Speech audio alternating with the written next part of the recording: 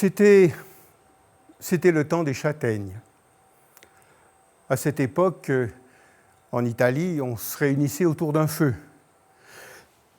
Un craquement, des étincelles, les étoiles dans la nuit. Mathilde se souvient. À cette époque, autour d'un feu, quelqu'un posait une poêle sur les flammes, jetait quelques châtaignes, remuait avec beaucoup d'énergie, et il y avait un parfum qui se répandait. Aujourd'hui, Mathilde tourne autour d'un autre feu. Mais Mathilde se souvient encore. À cette époque, son père était toujours absent. On se réunissait en famille, parti travailler dans la vallée sur les chantiers. Il revenait à Noël, déjà reparti à l'Épiphanie. Et quand grand-mère le voyait repartir, elle disait toujours que entre l'Épiphanie et la Chandeleur, il y a une lune. Et ce serait bien le diable s'il restait encore des châtaignes pour la farine, pour les crêpes. Le diable. Le diable. Mathilde, cette fille, elle avait le diable au corps, même qu'elle aurait croqué les châtaignes du diable. Et qu'importe si le diable était danseur ou musicien. Elle leur disait, vous verrez, un jour, le diable m'emportera et j'irai danser ailleurs. Ailleurs, ce mot la faisait rêver. Ailleurs, ça n'était pas ici, dans ce petit village, au fin fond de l'Italie, perdu dans les collines. Ailleurs, c'était l'inconnu. C'était la recherche d'aventure, la découverte, les rencontres. Alors elle a voulu partir ailleurs. Un matin, elle a eu juste le temps de faire sa valise, juste le temps de dire au revoir à sa famille, juste le temps de monter dans l'autocar qui l'a conduit en bas dans la vallée, ce même autocar que son père prenait quand il repartait. Mais elle ne s'est pas arrêtée à la ville. Elle est partie tout de suite, elle a pris le train, elle a traversé l'Italie et elle est arrivée à Genova. Genova, la mer, les bateaux, le port. Eh bien, il y a là justement un bateau qui s'apprête à partir pour l'Argentine. Et pourquoi pas l'Argentine ? Alors Mathilde, avec sa petite valise, s'approche, arrive sur le quai et rejoint des tas de compatriotes qui s'apprêtent à partir pour l'Argentine, des migrants. Parmi eux, il y a Ricardo. Ricardo, lui, quand il a vu Mathilde, une belle femme. Et Mathilde, quand elle a vu Ricardo, un bel homme. Alors, peut-être qu'ils étaient faits pour se rencontrer. Et Ricardo, il a tout de suite voulu s'occuper de Mathilde. Il est allé lui acheter un billet. Par la même occasion, il en a acheté un pour lui. Il a pris la valise de Mathilde. Et quand du bateau, on a posé les grandes passerelles pour embarquer, ils sont tous les deux montés dans le bateau. Ricardo, il lui a trouvé un petit coin pour la nuit près de lui. Coquin Ricardo. Mathilde, coquine aussi, hein. Et puis se sont installés sur ce bateau qui est parti avec une grande coup de sirène. Adieu l'Italie, en route pour l'Argentine. Le temps de la traversée est long. Sur le bateau, il y a du bruit, il y a parfois des bagarres, il y a de la promiscuité. La vie n'est pas facile. Alors Mathilde, elle a eu un peu peur et elle a confié à Ricardo ses économies. Des fois que quelqu'un lui volerait son petit pécule qu'elle avait économisé. Le jour, ils se promènent sur le pont, d'un côté, de l'autre. Et puis, ils arrivent à l'avant du bateau, à la proue. Et là, on espère voir ce pays qu'ils se sont promis, mais plus le bateau avance, plus l'horizon recule. C'est à se demander si cette terre qu'ils souhaitent rejoindre existe vraiment. Et il y a les jours de pluie. Les jours de pluie, tout le monde se retrouve dans l'entrepont à écouter ce bruit assourdissant de la pluie qui tombe. Et là, parmi eux, il y a Filippo. Filippo, lui, il voyage avec une sorte de coffre. Et ces jours de pluie, il se baisse, il ouvre son coffre et il sort un accordéon. Et il se met à jouer cette musique, la tarentelle, cette musique que Mathilde avait l'habitude de danser le dimanche sur la place du village. Cette musique qui vient de leur pays d'où ils sont partis. Et ils jouent la tarentelle et ils dansent et ils rigolent entre eux. 3 semaines. 3 semaines entre le pont et l'entrepont. 3 semaines d'attente. Et la sirène du bateau retentit. Le port de la Boca de Buenos Aires est en vue. Alors tout le monde récupère ses bagages, refait sa valise. On attend sur le bastingage. On pose les grandes passerelles et on descend avec les bagages qui restent. Toutes ces petites valises en carton des migrants. Mathilde regarde autour d'elle. Ricardo a disparu et il est parti avec les économies de Mathilde. Elle ne s'est pas retrouvée toute seule. Il y avait là tous ses compatriotes, tous tout aussi perdus les uns que les autres. Mais sur le quai, il y a toujours des gens qui viennent proposer du travail, proposer un logement, en essayant de trouver quelques compensations financières. Mais en guise de logement, ils sont tous partis et ils ont redescendu le grand boulevard, celui qui les a menés au Conventillo.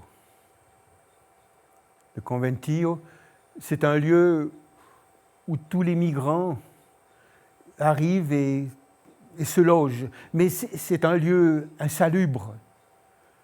Ils se retrouvent parfois 5, 6, 10 par chambre, des chambres qui sentent le moisi, avec un manque total d'espace. Mais la vie est chère à Buenos Aires. Alors il faut être solidaire. Les hommes trouvent du travail sur le quai à charger, décharger des bateaux. Les femmes restent au Conventillo à faire de la lessive, de la vaisselle, à préparer la polenta qu'elles tournent dans un chaudron sur le feu. Et le soir, tout le monde se retrouve. Le soir, il y a de nouveau Philippe qui ouvre son coffre et qui sort son accordéon et qui se met à jouer la tarentelle. Alors tout le monde rit, danse, chante. Tout le monde essaye d'oublier qu'ils n'ont peut-être pas encore trouvé l'Eldorado des migrants. Mais peut-être que la fortune finira bien par arriver.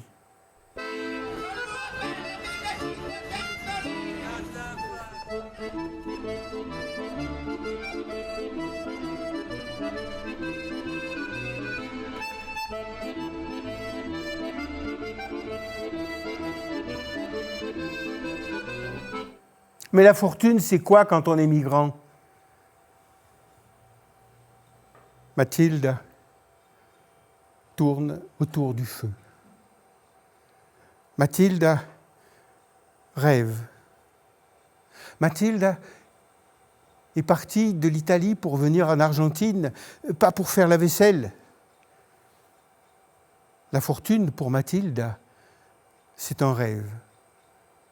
Un regard de femme ou un regard d'homme. Mathilde, son rêve, c'est de danser comme les flammes du feu, de danser, de faire danser les hommes. Mais les hommes, parlons-en des hommes, tous des polentones, comme on les appelle ici, des mangeurs de polenta. Ils se lèvent tôt le matin, vont travailler sur les quais, se cassent le dos, se fatiguent, se retrouvent en sueur. Et puis le soir, ils rentrent au conventillo rejoindre leurs femmes et les premiers enfants nés de la migration. Mais avant de rentrer au conventillo, ils s'arrêtent là-bas, au café Arrabal. Là-bas, ils boivent des verres, un verre, deux verres, 10 verres, ils se saoulent, mais on y danse une autre musique que la tarantella. On y danse une musique qu'on appelle le tango. Mathilde, elle aimerait bien aller au café Arrabal apprendre à danser le tango. Mais tout le monde, y compris Filippo, lui dit que là-bas, au café Arrabal, c'est pas pour une femme comme elle. Elle, c'est une femme bien, honnête. Pas une femme comme la Violetta. Elle n'est pas bête, Mathilde. Elle a compris qui sont ces femmes. Parce que le soir, quand les hommes sont rentrés, qu'ils ont mangé la polenta, eh bien la nuit, on ne peut plus rien en faire. Il y a quand même Filippo. Filippo, il est un peu différent des autres. Oui, il se lève tôt le matin, il va travailler sur les quais, gagner un peu d'argent.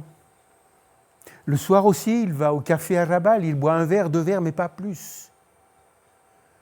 Il aime bien rentrer avant les autres et il aide les femmes à faire le feu, à poser le chaudron sur le feu.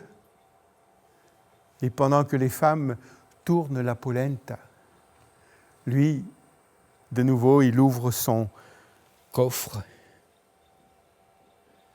et il sort son accordéon. Et il joue de nouveau la tarantella. Et toutes ces femmes qui tournent la polenta s'amusent, rigolent, chantent, se contorsionnent. Et même que parfois, entre Mathilda et Filippo, il y a quelques regards furtifs, complices. Seulement, quand leurs yeux se croisent vraiment, Filippo comprend que Mathilde n'est pas heureuse. Et elle lui dit qu'elle en a assez d'entendre cette tarentelle qui ne lui rappelle que des souvenirs d'infortunés, des souvenirs du pays d'avant, des souvenirs qu'on veut oublier. Elle en a assez de ses habits délavés, de ses savates trouées, de ses chapeaux sans forme. Il paraît que là-bas, au café Arrabal, les femmes ont des robes rouges fendues sur le côté, des escarpins à talons, et peut-être même, on raconte, des gants qui remontent jusqu'aux avant-bras. Alors elle lui dit à Filippo, elle lui dit qu'il devrait lui acheter une robe rouge fendue sur le côté pour aller danser ensemble au café Arrabal. Mais Filippo, il connaît le café Arrabal. Il connaît les femmes qui sont là-bas. Et il se revoit accoudé à une table crasseuse, le regard rivé vers le sol, à ressasser sans cesse son drame de déraciné. Et c'est avec une voix rauque, cassée par le mauvais vin et la poussière, qu'il essaye de fredonner la nostalgie de son pays. Et pendant ce temps, Il y a la belle Violette qui arpente la rue de ses rêves, la fantaguicheuse en avant. Regardez-le, ce polentone. Regardez-le bien. Une larme coule sur sa joue. Conçus dans le ventre d'un bateau qui les a amenés de Genova à Buenos Aires.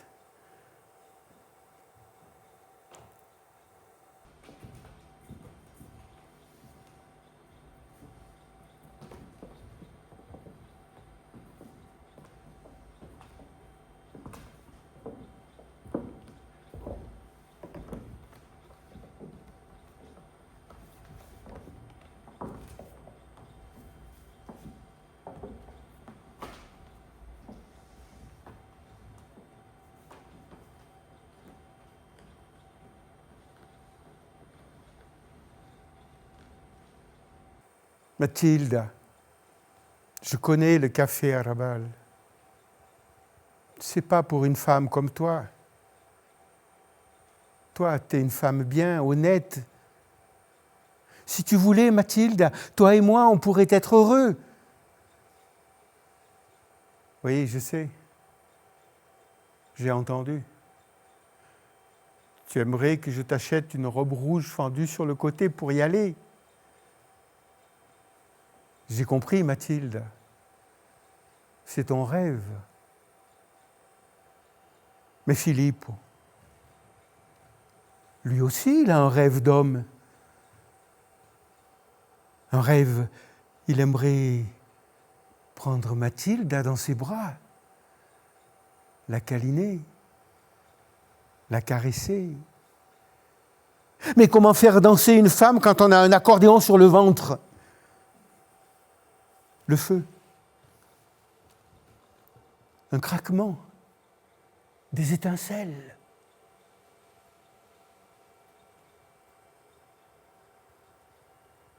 Les étoiles qui retombent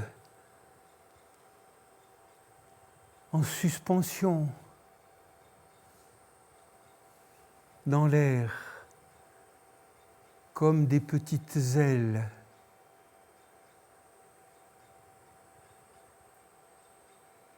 Et qui se posent sur l'accordéon de Filippo.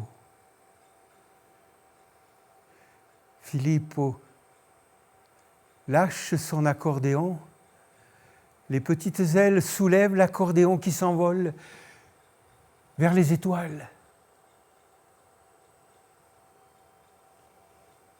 Mathilde est là, en face de lui. Elle a mis sa robe rouge fendue sur le côté, ses escarpins à talons, comme elle est belle. Lui, Philippe, il a le costume des compadres, ces chefs mafieux qui traînent dans les cafés de Buenos Aires. Son beau costume, sa chemise blanche, son gilet, le foulard rouge. Il s'approche de Mathilde. Elle recule. Il fait encore un pas. Elle ne bouge pas. Il la prend dans ses bras et il commence à danser. Et il tourne comme deux étoiles autour du soleil. Et là, c'est le feu qui s'est mis à chanter. Je suis la vie, je suis le feu, je suis le tango.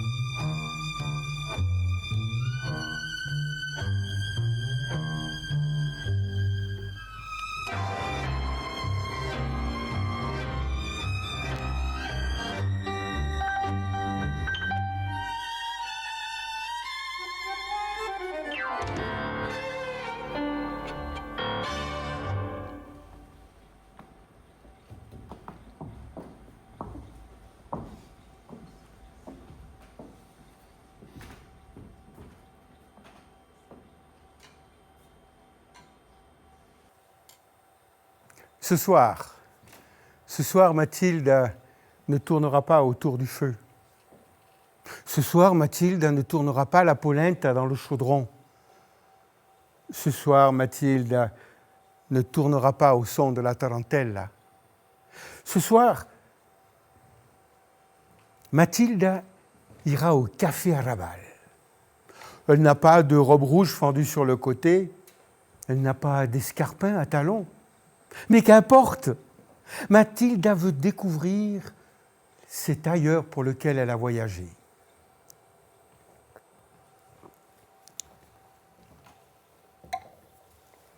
Mathilde sort du conventillo. Nous sommes le 32 février 1901.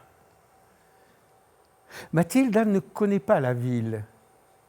La seule fois où elle a arpenté le boulevard, c'est quand elle est sortie du bateau pour aller au conventillo. Mais elle a décidé d'avancer. Elle commence à remonter le boulevard. Elle ne connaît rien de la ville, rien des faubourgs. Il y a toutes sortes de gens qui vont, qui viennent, qui traversent la rue. Et elle remonte et elle arrive devant le café à Rabal. Elle ouvre la porte. Elle entre. La première impression qui lui a pris à la gorge, est cette odeur âcre, un mélange de mauvais cigares, de friture, de sueur. Peu à peu, ses yeux s'habituent à la lumière jaunâtre des lampes à gaz et elle croit deviner des ombres.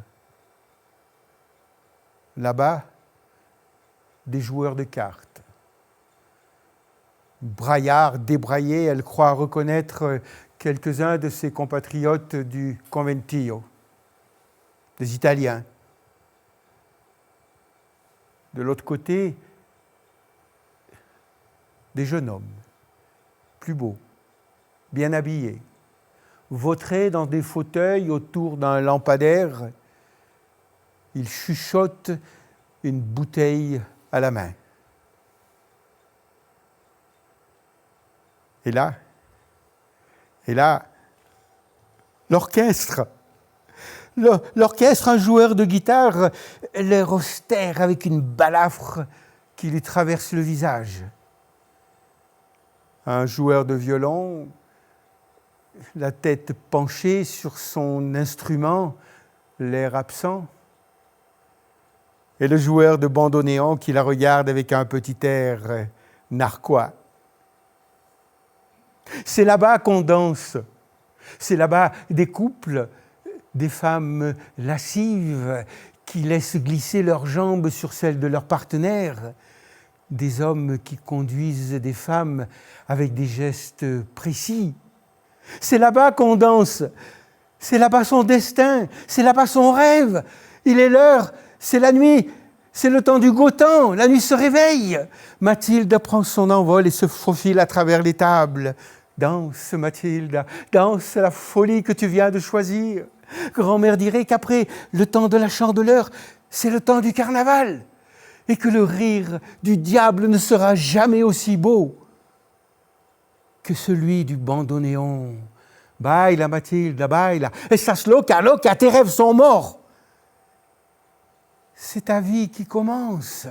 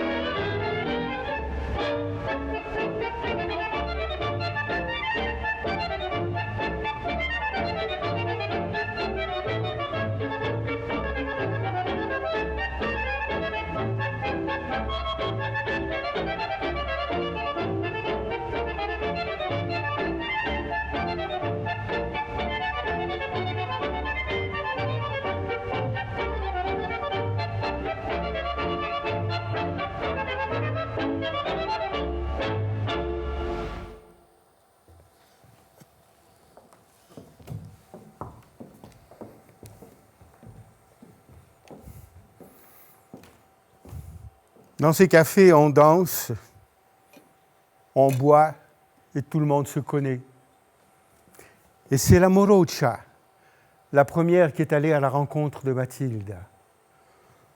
Quand elle l'a vue, avec son air ingénu, la Morocha, elle a tout de suite compris que Mathilde, elle n'est pas d'ici. Parce que la Morocha, la brune gracieuse, comme on l'appelle, elle est d'ici, des faubourgs, et elle connaît tout le monde. Elle les connaît, ses compadritos, petits voyous, chapeaux de paille, vautrés dans des fauteuils, toujours à boire, bavards, vantards, voyous. Attention, ils ont tous un couteau caché sous la veste.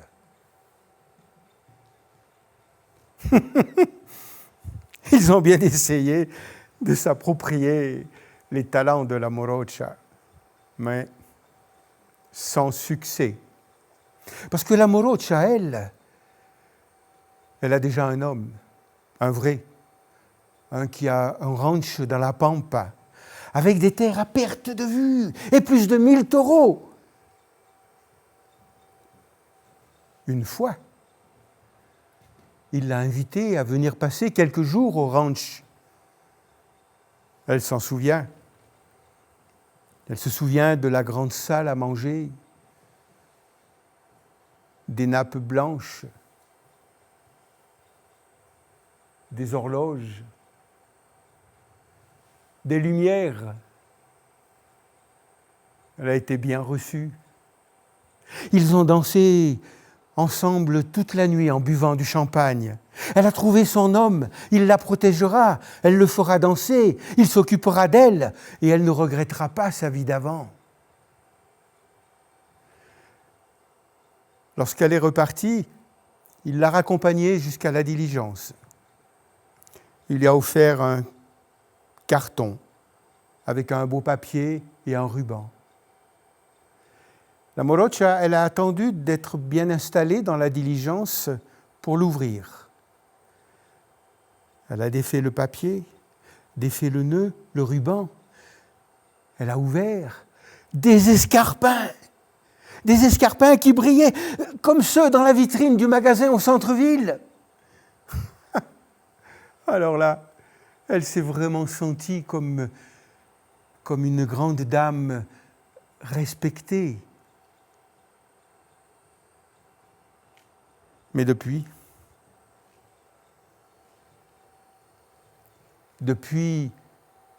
lui, il a acheté le café à Rabal. Le café lui appartient. Il a tous les droits. Sur la Morocha aussi. Alors elle a remis les escarpins dans le carton. Elle a refermé le carton. Elle a refait le nœud avec le ruban. Elle l'a posé sur une étagère et depuis, elle ne danse que pour les clients.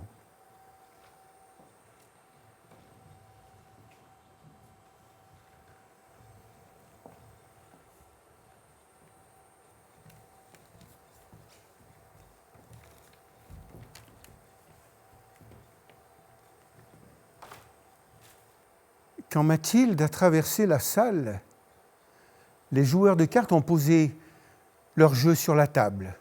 Quoi, Mathilde, là, ici? Mais on lui avait pourtant bien dit que ce n'est pas un endroit pour elle.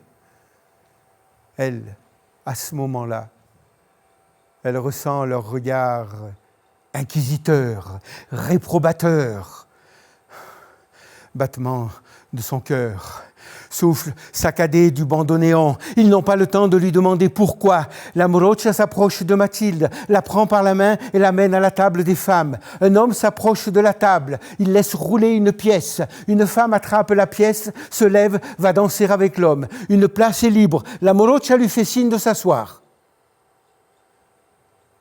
La femme d'à côté fait tomber la chaise en arrière.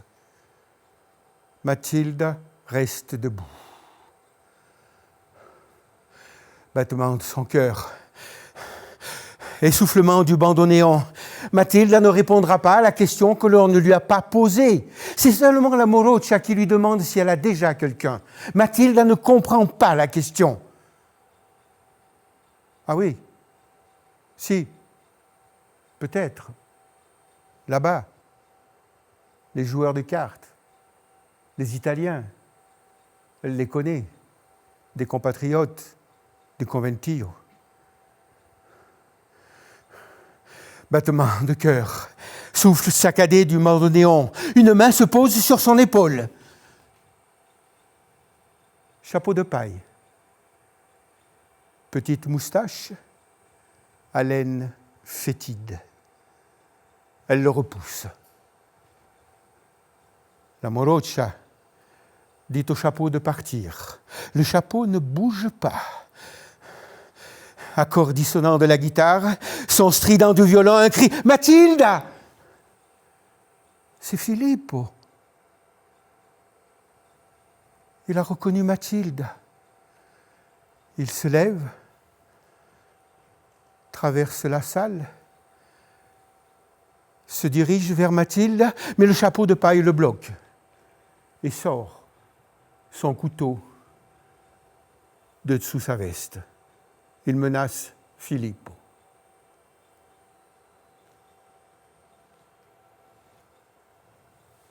Mathilde, pourquoi tu es venue? Je t'ai dit, ici, ce n'est pas un endroit pour toi. Toi, tu es une femme bien, honnête. Toi et moi, Mathilde, toi et moi, si tu voulais, on pourrait être heureux ensemble. Non, Mathilde, je n'ai pas acheté la robe rouge fendue sur le côté pour danser au café. Qu'est-ce que tu dis? Tu ne veux pas rentrer au conventillo parce que là-bas, on ne danse pas le tango. Oui, je sais. Tu veux rester ici avec la morocha.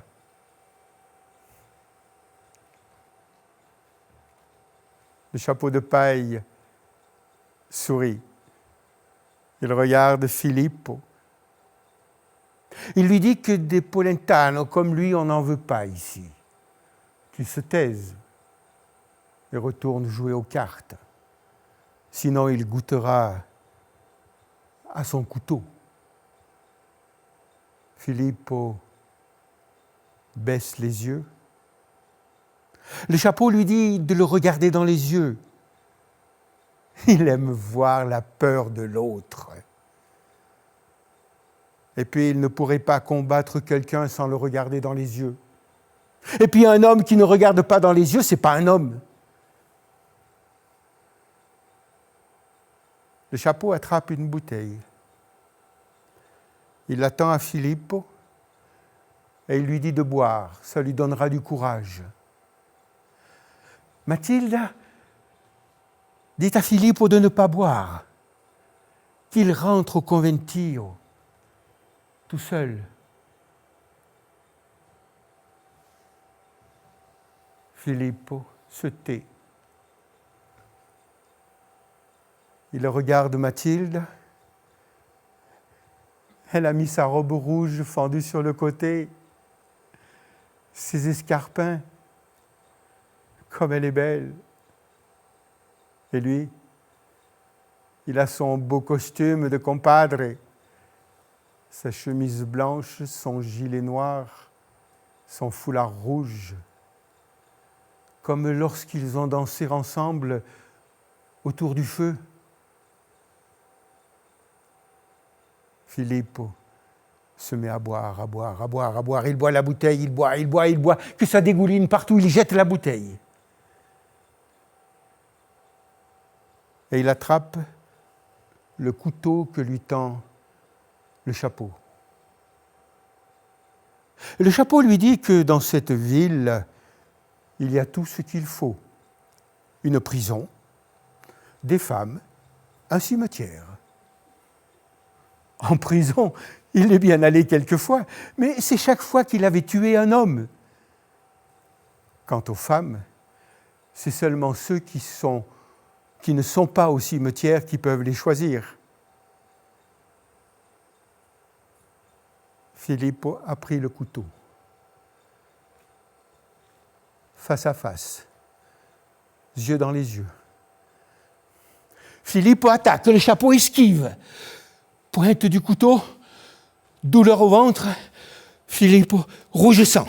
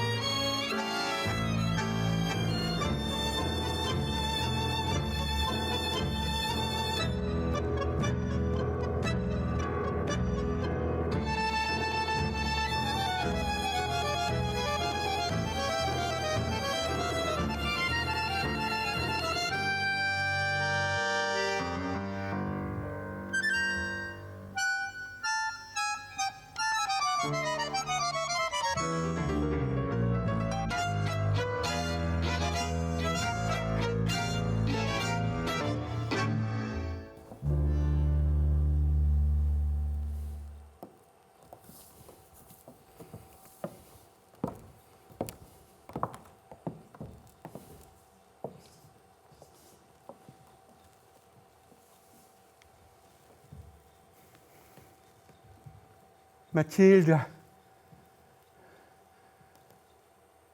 mon amour pour toi m'a tué à l'intérieur de moi. Je me suis perdu, aveuglé par tant d'illusions. Je ne suis plus qu'une question obsédante qui hurle sa douleur et sa trahison. Pourquoi nous ont-ils appris à aimer? Pourquoi mon amour pour toi a tué mon amour?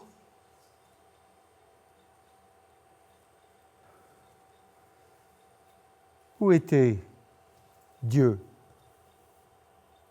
quand nous avons quitté le pays?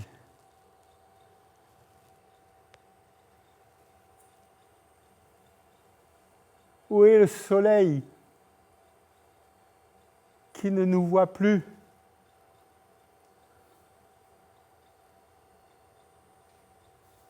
Comment une femme peut-elle comprendre qu'un homme peut aussi tout lui donner? Qui nous a fait croire qu'il existe d'autres destins? Qui peut effacer les illusions? Je ne suis plus qu'une chanson désespérée qui hurle sa douleur et sa trahison.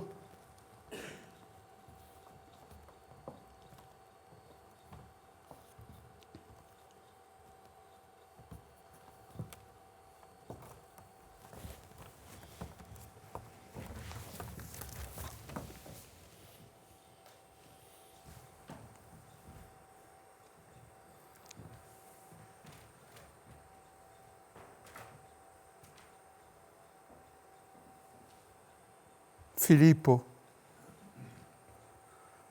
les gens sont féroces quand ils veulent faire de nous les marionnettes de leur théâtre. Quelle était l'image de ton amour pour moi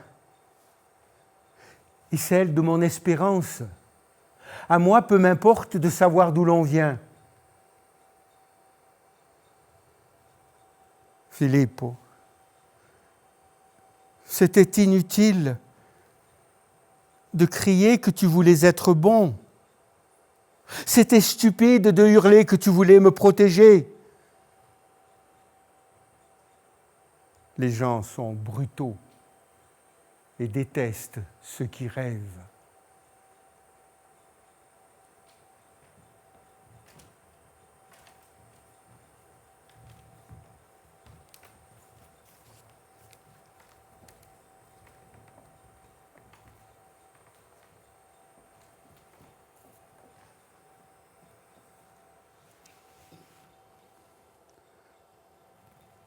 Elle a eu juste le temps de sentir son dernier souffle et de lui fermer les yeux.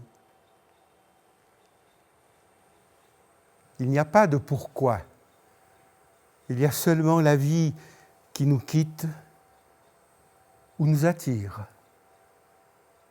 Mais quand elle l'a vu, la Morocha, quand elle l'a vu avec son air ingénu, cette Mathilde, elle a tout de suite compris que Mathilde n'allait pas d'ici. Parce que la Morocha, la brune gracieuse, elle est d'ici, des faubourgs, elle connaît tout le monde. Et elle connaît El Portinetto, le plus grand danseur des faubourgs. Il sait faire tomber les femmes amoureuses et il lui apprendra le tango à corps perdu.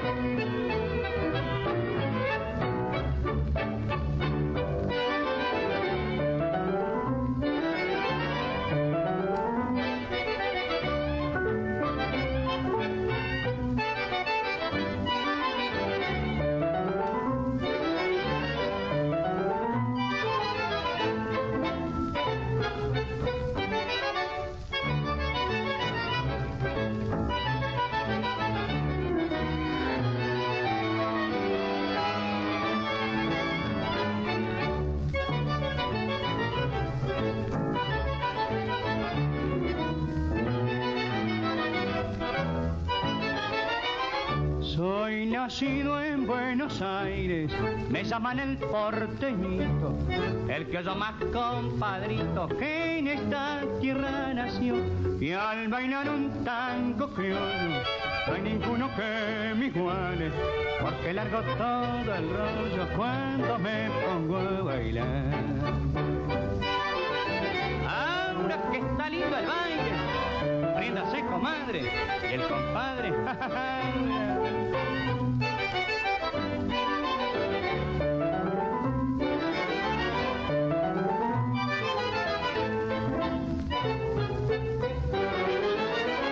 soy un taura del 90, tiempo bravo del tambito, bailarín de mucha meta, por más seña el porteñito, y al bailar un tango bravo, lo hago con corte y quebrada, para dejar bien sentada mi fama de bailarín.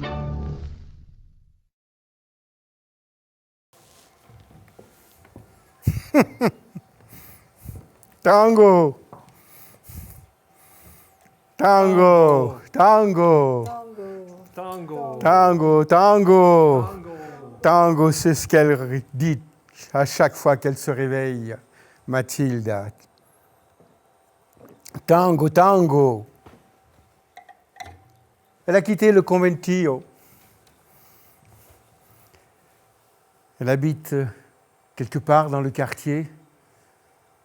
On a même oublié son nom et son prénom. On l'appelle maintenant la femme tango. Plus simplement, la tango. Dans le quartier, beaucoup la prennent pour une folle. Mais les hommes, c'est la nuit qu'ils la prennent. Et il n'est pas rare qu'au petit matin, un homme entre dans le café Arabal en criant « Putain les mecs, si vous saviez ! La tango cette nuit, je l'ai faite crier !»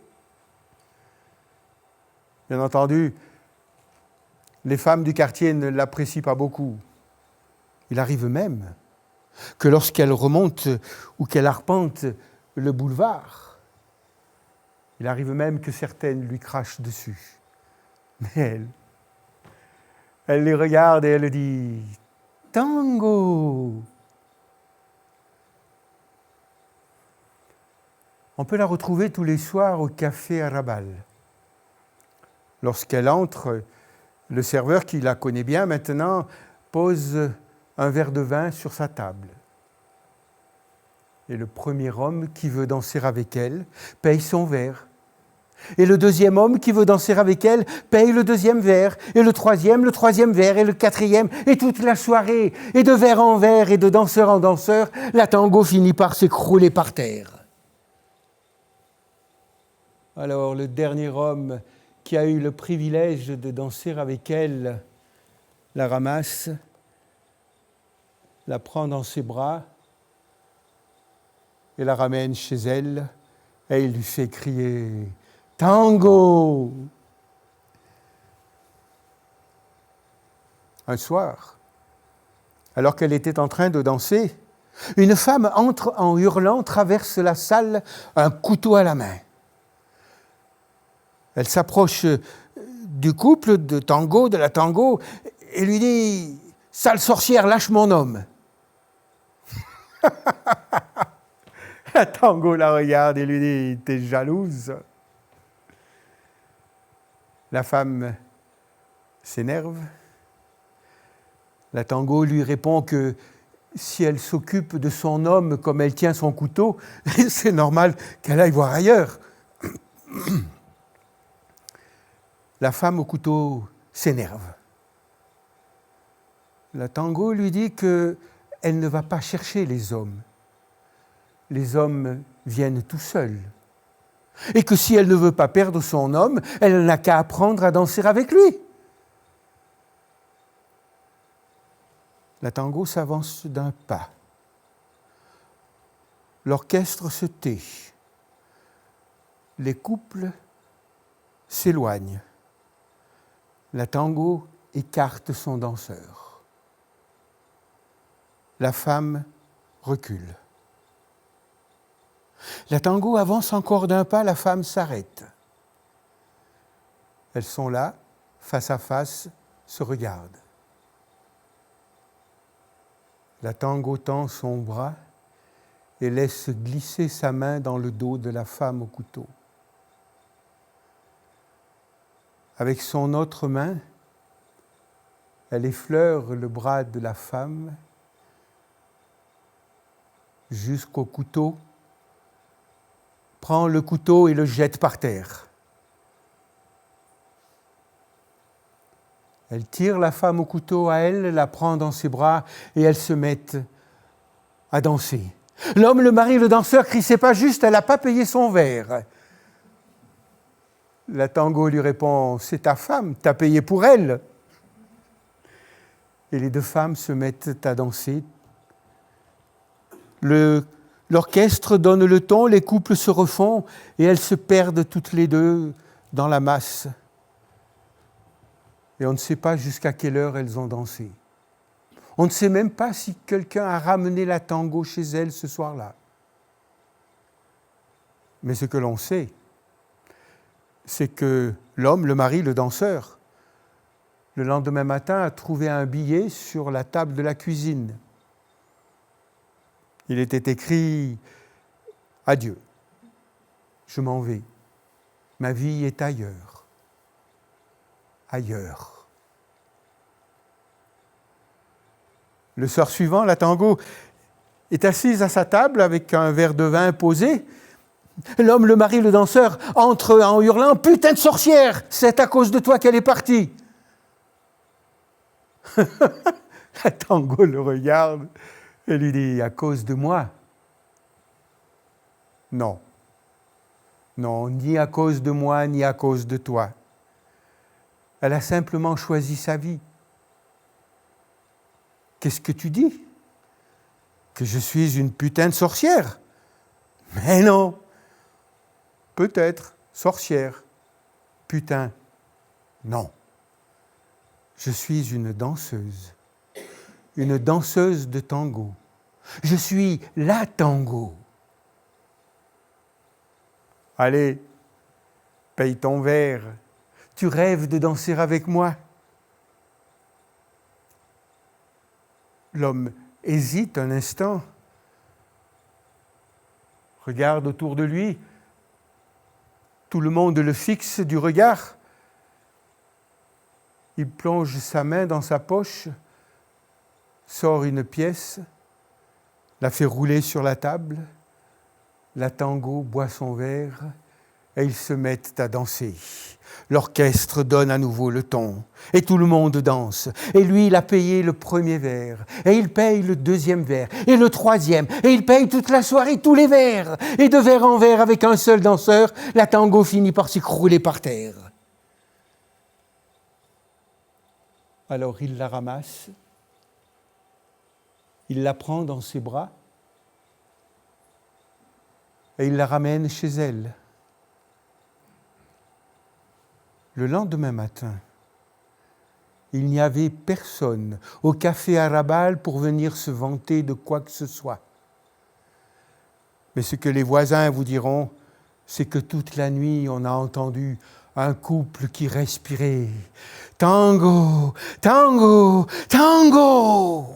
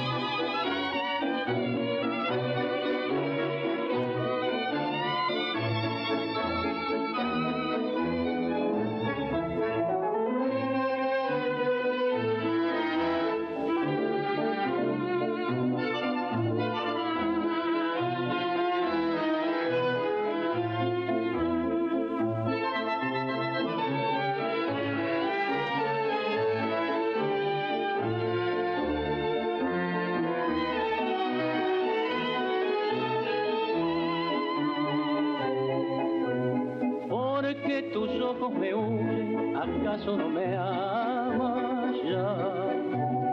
Dime que lo haces tan solo por ver si te quiero más. Dilo, ¿no ves que mi alma espera escuchar tu voz? Entre canciones de besos me dices te quiero, mi vida. Temo que ya no me quieras, que ya no me quieras más. Y es cruel tortura el pensar que no me amas, que a otro amas. Dime que es fiel tu cariño, dime que es mío, muy mío, que solo me huyen tus ojos por verme sufrir.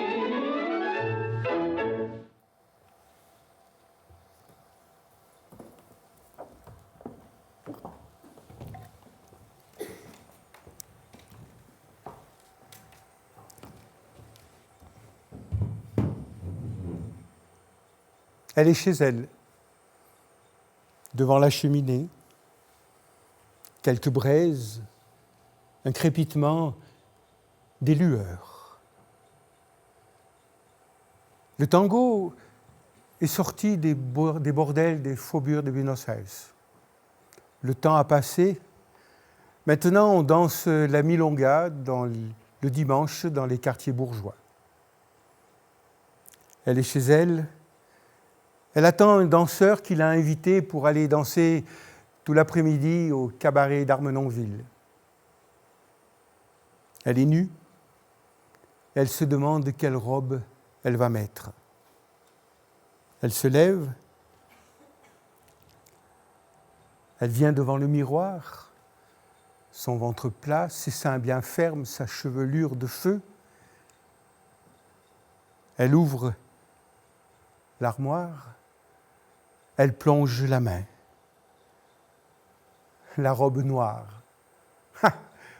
La robe noire. Ça, c'était, comment il s'appelait? Armando. Armando qui lui avait offert. Armando, un compadritos. Il considérait la vie comme un jeu de chaque instant qui se renouvelle.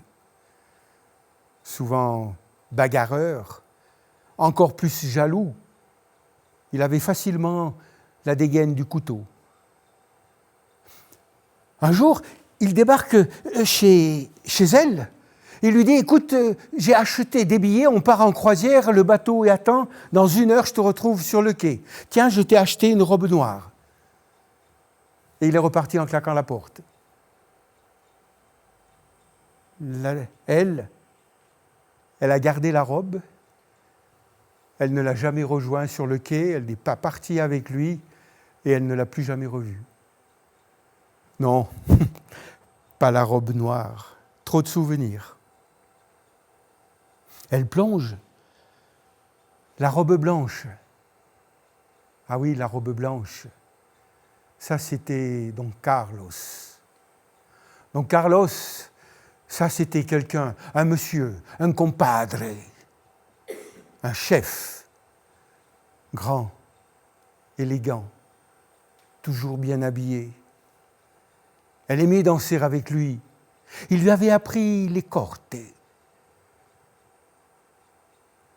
Un jour, quand il est sorti de prison, il est entré dans le cabaret, il l'a rejoint. Il lui a offert la robe blanche, il lui a dit « On danse ?» Non, pas la robe blanche, c'est trop de souvenirs. On sonne. C'est son danseur. Elle n'est pas encore habillée, elle est nue. Qu'importe, il finira de toute façon par la déshabiller. Elle ouvre la porte. Il est là, sur le palier, petit, édenté, un maigre bouquet de fleurs à la main, et dans l'autre, une robe rouge. Elle le regarde, elle soupire et elle referme la porte. Elle repasse devant le miroir son ventre plat, ses seins bien fermes, sa chevelure. Et elle se demande où est passée la robe rouge. Sa robe rouge, celle que Filippo ne lui a jamais offerte. Ah oui, elle se souvient. Il y a cette petite nouvelle qui est arrivée il y a quelques jours. Elle est allée directement vers elle, la tango, et elle lui a dit « Apprends-moi à danser, je veux danser comme toi. » « Comme moi ?» lui a demandé la tango. « Oui, comme toi. » Et la tango lui a demandé « Tu sais faire autre chose ?»« Oui, je sais chanter aussi. » Et la tango lui a offert la robe rouge. Et elle lui a dit « Je m'appelle Mathilda. »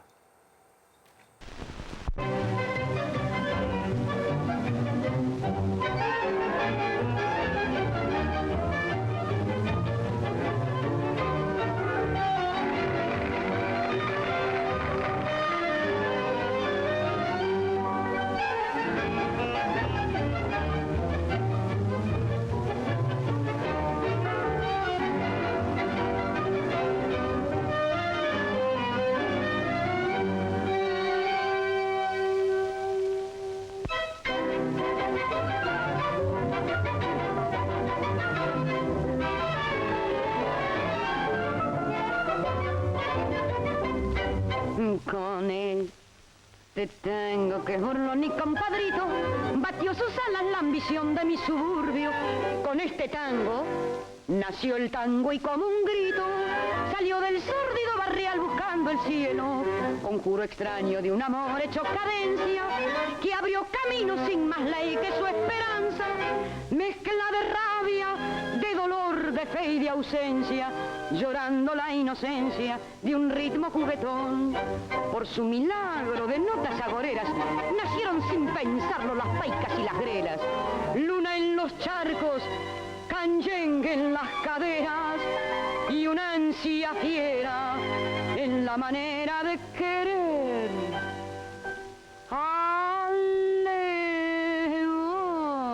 Alevocarte, tango querido. Siento que tiemblan las baldosas de un bailongo y oigo el rezongo de mi pasado. Hoy que no tengo más a mi madre, siento que llega en punta de pie para besarme cuando tu canto nace al son de un bandoneón. Cara, Carecanfunfa se hizo al mar con tu bandera y en un perno mezcló a París con Puente Alsina. Fuiste compadre del botón y de la mina y hasta comadre del gavión y la pebeta. Por vos, Chucheta, Cana, Reu y Milladura se hicieron voces al nacer con tu destino. Misa de faldas, querosén, tajo y cuchillo que ardió en los conventillos y ardió en mi corazón. Por tu milagro de notas agoreras nacieron sin pensarlo las paicas y las grelas. Luna en los charcos, canyengue en las caderas y una ansia fiera en la manera de querer.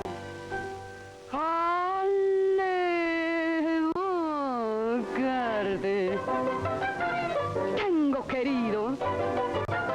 Siento que tiemblan las baldosas de un bailongo cuando tu canto nace al son de un bandoneón.